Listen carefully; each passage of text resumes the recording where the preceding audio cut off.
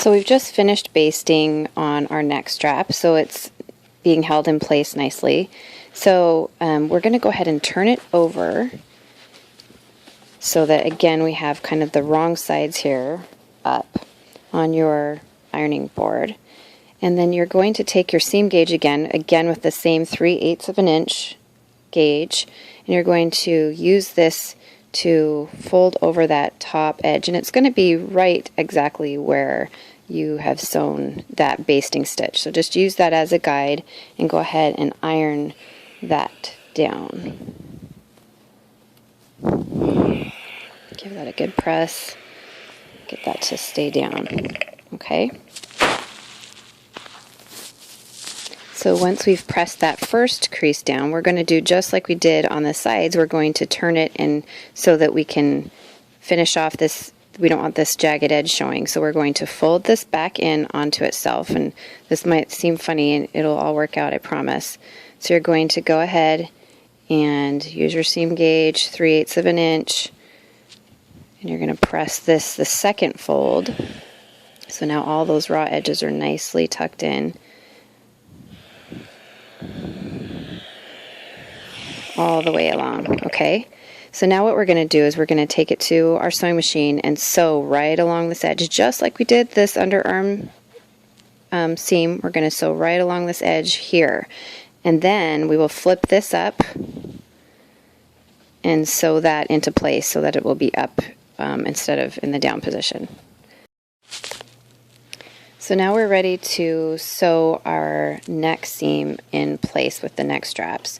So go ahead and place this under, well, first of all, make sure that you have your machine set to regular stitching. We did the basting, but now we don't want to be basting anymore, so make sure you set your machine back to what it's supposed to be, regular stitch length.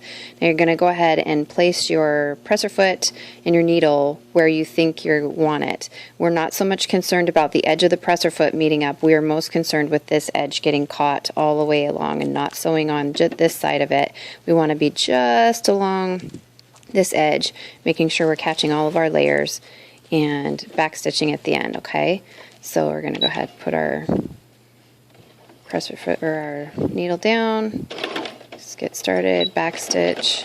Okay, now when you're sewing, you're going to be sewing over lots of layers here, and sometimes these machines might want to get a little bit stuck. If that happens to you, you can kind of go ahead and underneath, put your finger just a smidgy underneath the presser foot and just give it a little bit of a push. Push that fabric along until it kind of gets uncaught. Make sure not to sew over your fingers. Do not get your fingers so close to the needle. If you go above the presser foot and try and do stuff, that's when you can get your fingers caught. But if you just give your fabric just a little push underneath the presser foot, that'll help it to move it along.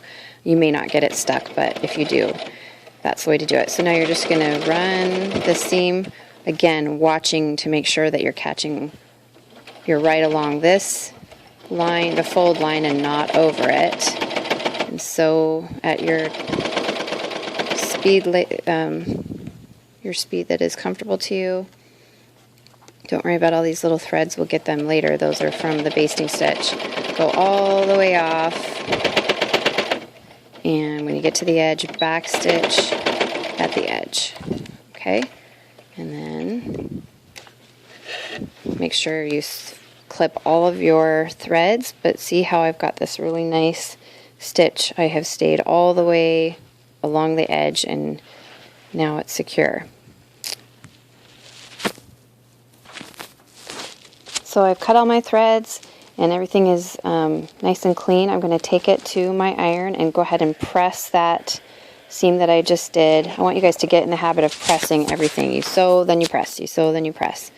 Then you come over here and you're going to just press the apron neck strap up into position. You're going to just press that right on the fold line. Press it really good. This is thick material and you want to tell it where to go. It needs lots of steam and heat. Press that into position, and now we're going to go back to our sewing machine and we're going to sew this in place. We're going to do a regular stitch right along, just from here to here, right along this edge, and it's going to be thick, so you're going to have to maybe help that fabric through. So to here, back stitching both sides, and here to here, back stitching both sides, and then that will be a complete, your apron neck strap will be finished. Okay, so we're ready to sew this down. We're sewing on a regular stitch length, and again, don't worry about where this edge is with the width of the presser foot. We are just worried about making sure that we do a nice stitch length right on this side. We're wanting to secure this down, and it's very big and bulky because we've got so many folds, so you really are going to have to help this along. Go ahead and put your needle down, take a couple stitches, back stitch, and now we're going to go forward, and we're just right on the edge of this fabric. And if you go slowly, your machine should be okay on all those layers. Once you get to the edge, go ahead and back stitch. Once you finish the edge of that strap, go ahead, back stitch, needle up, and you can see that I've just done a seam just to enclose that apron strap. Cut your threads nice and close, and you can see how now it's nice and secure. That won't come out. So it's secured in several different places, so this is a really, really good way to do a neck strap. It's not going to come undone anytime soon. So cut all your threads, do the other side, press them both, and you are finished with the neck strap.